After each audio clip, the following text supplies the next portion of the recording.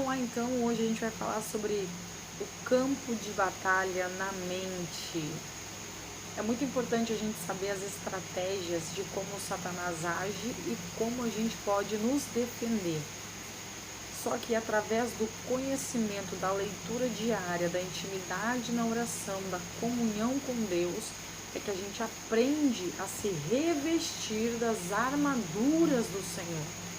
Então, se a gente não está ligado às coisas de Deus, a gente está vulnerável, está numa vulnerabilidade de ataque. E mesmo quando a gente está revestido, a gente está mais capacitado. Mas isso não impede Satanás de nos expor a Deus para pedir permissão de ataque. Mas primeiro, antes de tudo, eu quero que você entenda, ele não tem poder para te tocar sem que Deus permita. Então a gente vai falar sobre o servo Jó, muito conhecido na palavra, tanto por ele ser um homem muito próspero, ele foi do mais alto ao mais baixo, depois tudo em dobro. Mas a questão não é essa. Ali no capítulo do livro de Jó, o capítulo de número 1, conta quem Jó era.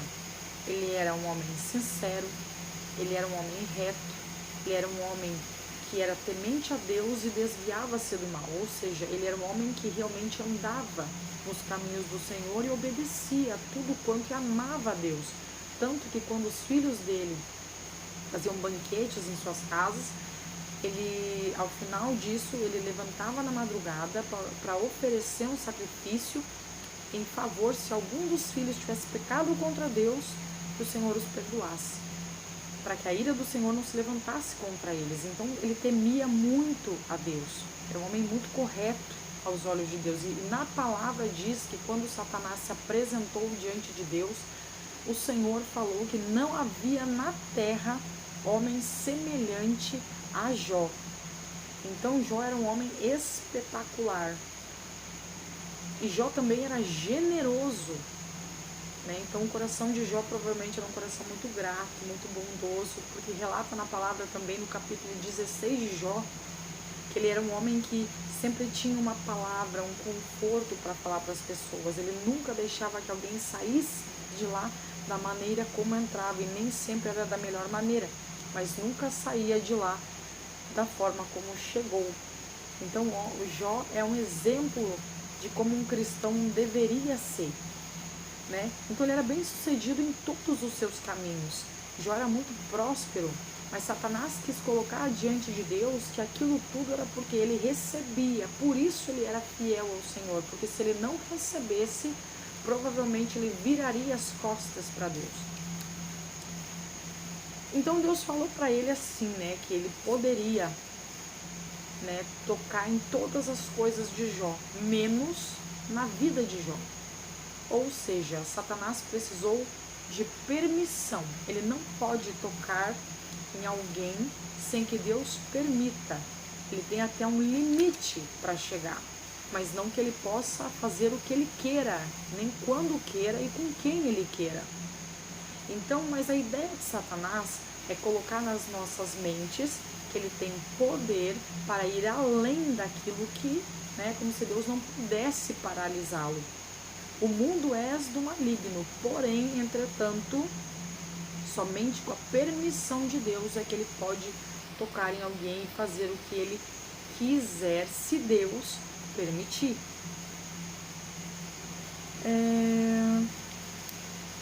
Só que Jó teve uma vida que, quando Deus deu permissão, Satanás veio e arrebentou com o cara.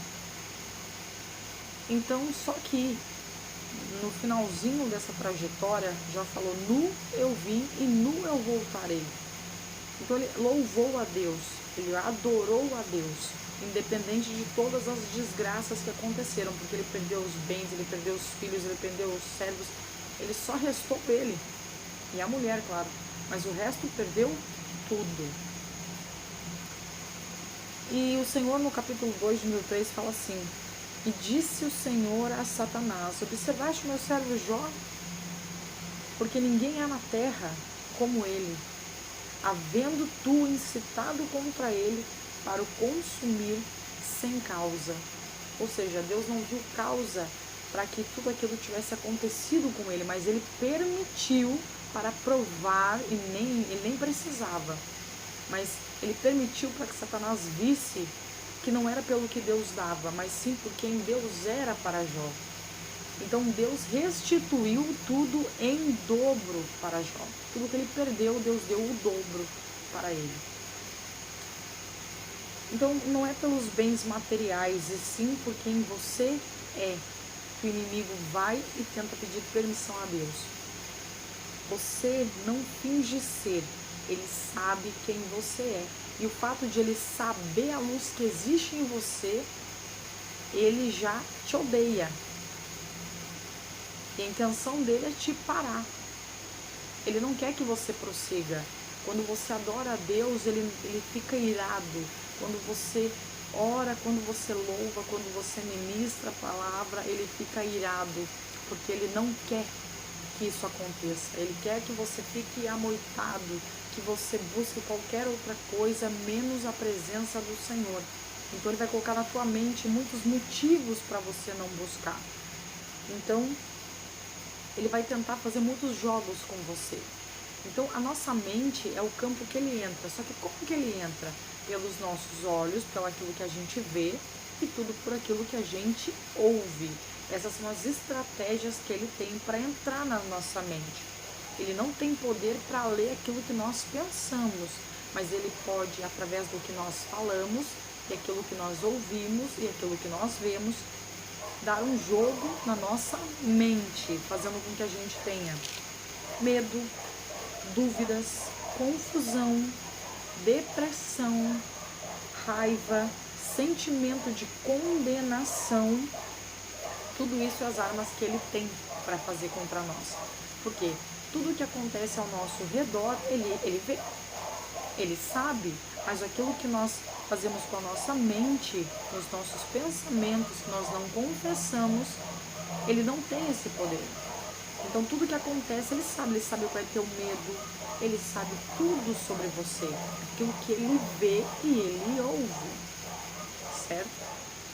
Então ele vai fazer com que você acredite nas mentiras dele, que ele tem poder para ouvir, que ele tem poder para atuar na sua vida, mas ele só vai ter poder contra a sua vida no momento em que você der brecha para ele, a partir do momento que o pecado se instala na tua vida. Então, a partir do momento que você começa a fazer coisas que agradam a ele, você pertence, está indo para o sentido para ele. Porque quando a gente começa a fazer as coisas de Deus, a gente está no time do Senhor. Mas quando a gente começa a fazer as coisas do mundo, a gente se aparta de Deus e começa a viver as coisas do mundo. Só que Satanás, ele não é alguém que vive para residir em algum lugar. Ele vive para visitar apenas. Então, que ele fala para Deus, quando ele vai visitar Deus, ele diz: eu estou passeando, rodeando a terra. Mas ele não diz: eu sou residente em algum lugar. Ele só, ele faz as confusões e depois dá no pé. E sobra conta para quem pagar? Você. Então, Deus quer que a guerra com o inferno faça parte de nosso preparativo para o céu. Como assim? Como diz em 1 Timóteo 1,18. Ou seja, aquilo que não era para contribuir vem a ser. Porque através daquilo que nós passamos, nós fortalecemos a nossa fé. A gente demonstra o time em que nós estamos. Como se diz aqui, mas porque essas lutas contra o fogo refinam o ouro da nossa fé. Então, quando as lutas vêm e a gente fica firme, o que acontece? A gente ganha como se fosse uma medalhinha. A gente sobe de nível com Deus. Porque quando a gente coloca a nossa confiança e espera em Deus, Ele nos honra. Diferente de uma pessoa que sabe quem Deus é, passa o dia mal, vem todo um turbilhão de coisas, a pessoa fraqueje, blasfeme, critique, se desespera. Quando a gente tem Deus, a gente não se desespera, a gente confia e sabe que Ele é fiel para cumprir todas as coisas na nossa vida. Se vem um desafio, vai pro ataque. vai para o ataque, porque ele não desampara, o Senhor não desampara e não vai desamparar você. Ele é fiel em todas as suas palavras. Ele diz 365 vezes, não tema, pois eu, estou contigo todos os dias da sua vida. Tanto que quando Jesus subiu, enviou o Espírito Santo para que habitasse em nós e permanecesse em nós até que ele voltasse para nos buscar. Ou seja, ele não desamparou em nenhum momento. Mas Satanás quer que pensemos que ele nos abandonou, que não há alguém que nos defenda aqui. Mas isso não é verdade. A palavra de Deus é nosso manual para todas as áreas, a fim de Satanás não levar vantagem em cima de nós. Não lhe ignoramos os desígnios. 2 Coríntios 2:4. Então, quais são os atributos que Satanás tem para nos atacar? Primeiro, Satanás é o pai da mentira. João 8:44. Ele é muito mentiroso. A verdade não mora nele. Ele cega a mente dos incrédulos. 2 Coríntios 4:4. Ele faz com que quem não acredite permaneça não acreditando. Ele não consegue, ele faz com as estratégias dele para que quem não acredita continue não acreditando. Se você falar que alguém vai ser curado pelo poder do nome de Jesus, essa pessoa não vai acreditar, porque ela não tem convicção naquilo que ela ouve. Então Satanás rouba tudo aquilo que ela escuta para que ela não creia. E se ela crê, ela vai ser salva. Então ele cega para que você não entenda aquilo que é falado e isso te roube aquilo de mais precioso que tem, que é a salvação. Ele engana como se fosse, Mateus 7,15, lobo disfarçado de ovelha. Já ouviu falar? Pessoas que se dizem cristãos ou com qualquer outro tipo de ideologia de igreja, que fala que é a verdadeira, quando na verdade não é. E muitos são levados a crer em algo que não é verdade, fazendo com que o povo se desvie daquilo que Deus ordenou. Mas isso é falta de ler a palavra, de oração, porque quem lê esse manual conhece a verdade e a verdade liberta. Ele fala... Bom, aqui tá muito quente hoje, gente, então... Ele faz falsos milagres. Segundo Tessalonicenses 2:9. Ele faz falsos milagres, como se aquilo fosse real, você pudesse realmente ter alcançado algo. Por exemplo, aqui a gente vai ter que entrar numa outra discussão. Por exemplo, na palavra de Deus fala sobre falsos ídolos, criados por mãos humanas. Então tem determinados criações que a gente acaba falando, eu vou fazer promessa para fulano, e isso acontece, entre aspas, e a gente acaba botando fé em algo que não existe. Então é uma denominação que não é real, porque na palavra de Deus fala que Deus é um Deus ciumento e que não há outro como ele, tanto que existiu Baal, e tantos outros por criação, bezerros e etc. Na palavra de Deus que fala que foram criações por mão humana, e Deus se irou-se contra o povo, Então, são falsas ideologias que falam sobre um Deus que não existe, mas isso ele faz para que você desvie o seu foco e acredite que há, além dele, outros que podem fazer. A nossa mente, ele cria que a gente precisa ver para crer, mas a gente não precisa ver. A realidade é que a fé, ela dá existência a coisas que não existem. Isso é fé.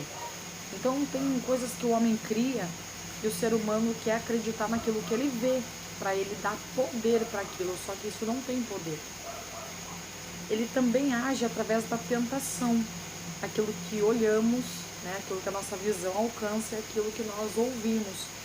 A tentação é você olhar para a mulher de alguém, a tentação é você olhar uma arma e querer fazer um assalto contra a vida de alguém. Então, mentir, furtar, são tentações que não provêm do Senhor. mas vem de indução maligna. Sufocar a fé. É o que eu acabei de dizer, né? Contar algo e roubar a fé dessa pessoa para que ela não venha acreditar. Que é ali onde está a mente dos incrédulos, né? A pessoa vai ouvir a palavra e no dia mal vai simplesmente, não vai ser útil, não vai surtir efeito, porque ele vai roubar antes de chegar e fazer morada em você essa palavra. 7. Então ele cria também doenças, né? Que isso também vem através do pecado. Que nem, por exemplo, HIV, a AIDS aí, né? E tantas outras que são criadas através do pecado, né? Então ele cria essas doenças, né? E assola muitas pessoas através dessas coisas. Que é como a pessoa ficar pensando que é como se fosse uma punição, quando na verdade não é. Deus não pune as pessoas, é uma consequência daquilo que a gente planta. Mas só que Satanás vem e coloca na nossa ideia que aquilo que a gente faz, Deus vem lá e nos condena e nos culpa fazendo algo de ruim contra nós. Mas se a gente obedecer ao Senhor, voltar para os caminhos de Deus, Ele nos perdoa, restaura a nossa vida e nos traz para paz e prosperidade. Ele também ele coloca na nossa mente ideias de matar sonhos, destruir lares, né? Assassinar realmente pessoas, jogar crianças do ônibus, como já aconteceu aqui no Rio Grande do Sul, com a mulher jogar uma criancinha recém-nascida que acabou de nascer pela janela do ônibus, filho matar pai, pai matar filho, filho matar mãe. Essas ideias não vêm do Senhor, mas vêm de gente que está na fraqueza espiritual, que não conhece a palavra de Deus, né? Então ele coloca pensamentos destrutivos, vícios, tudo aquilo que a princípio parece atrativo, mas depois você não tem mais o que remediar. Foi bom enquanto durou. Em 1 Tessalonicenses 2:17 e 18, ele coloca obstáculos para que não seja propagada a palavra. Ou seja, ele tenta fazer com que as pessoas sejam odiadas. As pessoas que falam da palavra sejam odiadas, para que as pessoas não venham a escutá-las, porque a verdade liberta, né? E ele é acusador. Ele é acusador, gente. Ele vem e diz o que você é, mesmo quando você já se libertou daquilo que você é. Então, ou seja, quando a gente vive no mundo, a gente erra, mas depois a gente encontra os caminhos do Senhor, a gente se transforma. Mas Ele não, a intenção dele é sempre te dizer, você é isso, você é aquilo. E Ele não vai te deixar em paz. A intenção dele é que você volte para o caminho de desfoco de Cristo. Ele não vai te dar paz, porque Ele sabe que você já pecou uma vez e que se Ele continuar nas investidas, pode ser que você volte para onde você saiu. E Ele quer com toda a energia dele fazer com que você retroceda. Mas o Senhor é tão bom que quando a gente se converte de verdade, quando a gente busca os caminhos do Senhor, o Espírito Santo nos guarda. Ele coloca pensamentos na nossa mente, vem versículos, vem louvores, Ele levanta pessoas, né, para a gente não cair. Porque é muito difícil voltar para a presença de Deus depois de ter saído, mas não é impossível. Há possibilidade de voltar e Ele é fiel para te trazer de volta, mas tudo depende de você, da tua vontade e determinação em voltar para os caminhos do Senhor. Então Satanás não tem poder para te tocar, mas ele tem poder para te induzir a pensar coisas.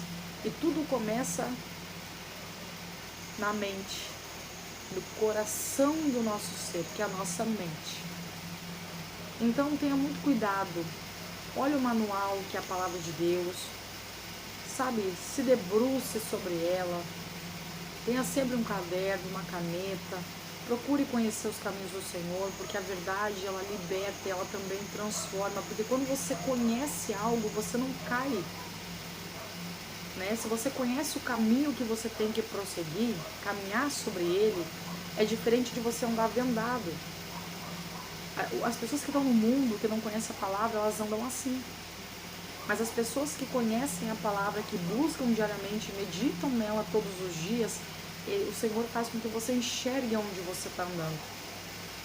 Então Satanás não tem poder com quem já tem conhecimento na palavra, mas ele quer te seduzir a sair da presença dele.